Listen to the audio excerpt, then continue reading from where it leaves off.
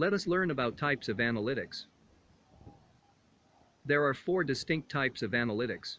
Descriptive, which explains what has happened; diagnostic, which states why it happened; predictive depicts what could happen; and prescriptive talks about what should happen. Here, we will learn about these types in detail, one by one. The first one on the list is descriptive analytics. This is known as the simplest class of analytics. This type of analytics allows us to break a big chunk of data into smaller pieces, chunking out relevant information from the data, or brief synopsis of what has happened. Let us take an example of doing a descriptive analytics of the customer data. It includes finding answers to the following questions. How many different segments of buyers are we dealing with? Where are these buyers located? How do high-value customers differ? What are they interested in?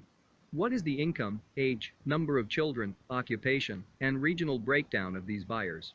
The next type is diagnostic analytics. Diagnostic analytics is the best option to go for if you want to dig deeper into the data you have collected and have a better understanding of why things happen. Let us now learn about another type, which is predictive analytics. Predictive analytics is another option available to us to condense data. It uses different statistical data modeling and data mining techniques to study the latest and past trends, thereby allowing business analysts and data scientists to make predictions. Here's an example of doing predictive analytics for a marketing campaign. It will look for answers to the following questions.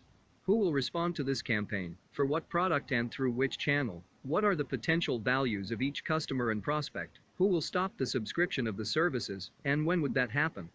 The last one on the list is prescriptive analytics. Prescriptive analytics is the last phase of business analytics and is related to both descriptive and predictive analytics.